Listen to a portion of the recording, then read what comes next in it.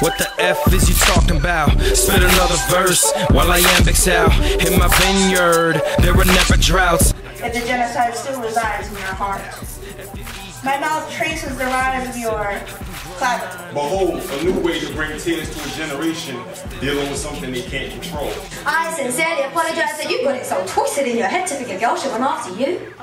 His fingers walk up and down my back, one hand starting at my hip, while triggered on my neck, pushing notes in a tenor moan with his left thumb. Hop in a cab and come over and fuck you. Of course I do. I needed to fuck too. My wife playfully braids my hair. No talent or fashion involved. I cannot go out in public with these little girl braids. In New York City. Her work has been published and anthologized nationally and internationally, and has been it has been converted, because I couldn't get that word out. It happens sometimes, we'll edit that out. It has been done, what I just said, for the theatrical productions in New York City's Theater Row, and at the Claremont Theological Seminary in California. Her poetry has won the centerpiece, good Lord, the arms, the centerpiece of My Land Is Me. Thank you. Group effort, I like that. She is a four-artist multimedia. She has a that was a four-artist multimedia exhibit in Taos, New Mexico. She could probably tell you better than I can. And when you feel the energy, you know it's all true. She's right here, right now, getting ready to bless us to start picking up that energy as we welcome Ms. Veronica Golos to keep clapping. Here she gets right here.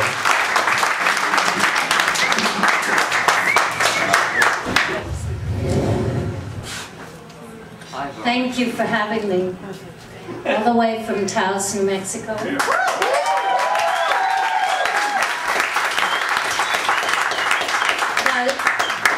Born, bred, and raised in New York City. What? So I got sort of the both coasts happening.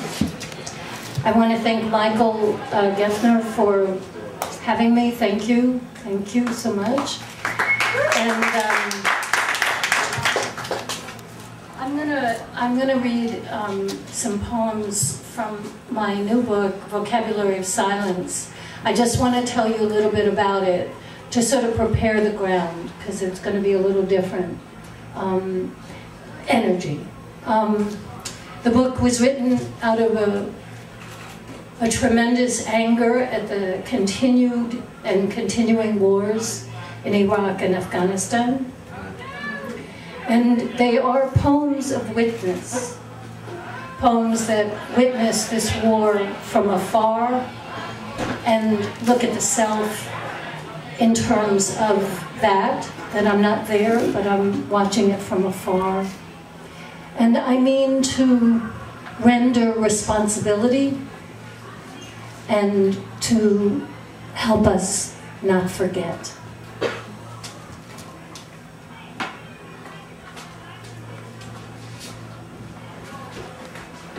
The first poem is a new form called The Bop, and it was developed by African-American writer Michael Weaver. And the title of it is Bop Not, Juba Juba. Juba is an African word for happiness. And the bop has 3 stanzas. You lay out the problem, elaboration, and resolution. And in between there's a refrain. So I'm going to read that first. One more thing. The central image in this poem comes from my generation, the war of my generation, which was the Vietnam War. And there's a famous photo of a young girl, 9 years old, naked, running down a road after her village has been napalmed by the US. Bop Not, Juba Juba. Problem, roses. You're hanging the just-washed clothes in the stringent sun. The hollyhocks sigh their deep sighs as they lean their heavy stems against the wall. The first lavender iris has come and gone. The Russian sage is sunning itself. The wild roses multiply, base and prickly. Their bunched pink faces exhale a perfume to make you giddy as you flip the wet sheets over the rope line you strung from fence to tree. The birds are almost speaking. You are happy. Juba. Juba, a city in the southern Sudan on the White Nile River, formerly in the American South, a lively rustic dance with much clapping and thigh slapping, the word Juba repeated as a refrain. Happiness. Happiness, an elaborate flounce, lacy twirl, swirl, soft, plaited, spin, spiral, pine design of overlap. The golden mean. I mean, I part the leaves of the flower, lift one, then another to find the seam, flotsam of my dreams, Juba, Juba, and there she is, the girl, running to me, her face of chaste petals, tearing, her pure girl moans Venus, bomb, napalm run. I am strung between Juba and sorrow song. Juba, a city in the Sudan on the White Nile River. In America's South, a dance with much hand-clapping, thigh-slapping, Juba repeated. Happiness. Happiness, the brazen sun revolving, stroking and spilling over me and the wide-mouthed poppies, the buzz hum iridescence of bird whirling. What rises here I can barely name. How is it possible, this Juba? No, nung qua, her Vietnamese girl clicks. Too hot, too hot. No, I say back, she is here in my garden. No, nung qua, no, I love the sun, but she moans, I turn, I can't turn away. She is here in my garden. How will I turn back? Nung qua, how to my Juba again? Juba, Sudan, White Nile, dance, clap, Juba, repeat, happiness.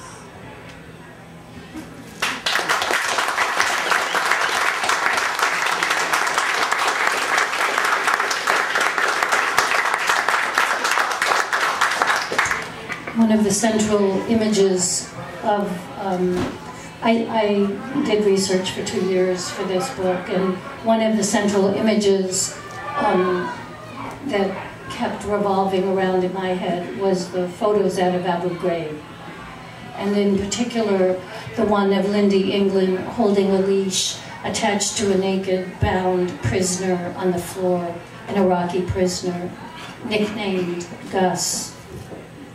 The photo was taken by Lieutenant Grenier, who is the superior officer and lover of Lindy England. Photosynthesis. Leash, hand, leash, hand, leash. Look at the photo. Take a pin and stick it through the figure's puncture to let light in. Still, you must mar the surface. Scratch the image, must get inside as if you could. Enter the cement ground, the narrow hall, the stink. The photo for us is first cause. See, the woman is pale, strange, standing her head to the side, holding the leash. The naked man lying dark on the floor, his head twisted, without name, even though they call him Gus, like a gust of wind, or disgusting, or dust. Dust he shall be. She has a name, Lindy.